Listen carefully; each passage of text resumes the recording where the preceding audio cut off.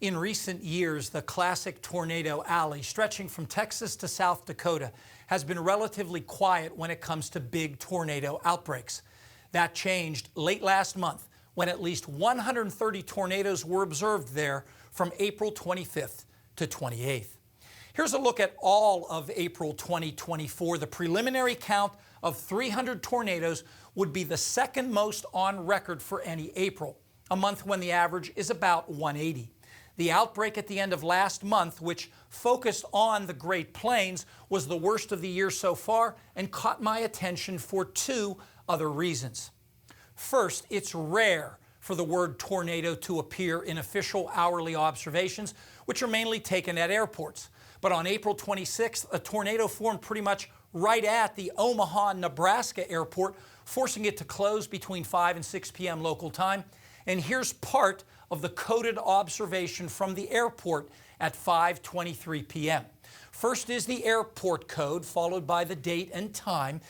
Then the observation of a funnel cloud that began at 20 minutes past the hour. Then a peak wind speed of 53 knots. And finally, that the tornado was moving northeast. The twister caused considerable damage at the airport and was one of 18 confirmed in the Omaha area. Second were data observed by a research vehicle known as Doppler on wheels, basically a radar mounted on a truck while it was deployed on April 26th within a few miles of a tornado in Iowa. Now remember, radar is all about detecting targets in the air, in this case, mostly raindrops. Here's the standard radar reflectivity image that simply shows where the targets are and how concentrated they are. The tornado is within this curlicue we call a hook echo. It's an appendage from the main body of the thunderstorm. You can see the edge of that with these red pixels representing heavy rain. Now here's a different radar image called velocity mode.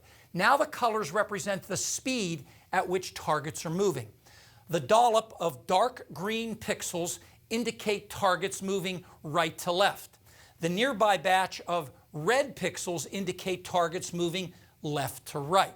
So close to each other, these oppositely moving blobs of rain suggest rotation, with the tornado tucked in between the differently colored blobs. And finally, this colorful image is called correlation coefficient. It shows how similar targets are. This bundle of blue indicates a patch of sky where the targets are a mishmash of different shapes and sizes. In this case, not just raindrops, but branches, dirt, and other debris lifted into the air by the tornado. Taken together, these three images are the digital fingerprint of what storm chasers saw spinning away in the Iowa countryside, a tornado that was rated EF3 on the 0 to 5 enhanced Fujita tornado scale. That rating actually caused a bit of a stir because estimates from the Doppler radar suggested the tornado had winds of around 220 miles per hour, which would warrant an EF5 rating. But those winds were not at ground level, and tornado ratings are based on damage, not estimated wind speed.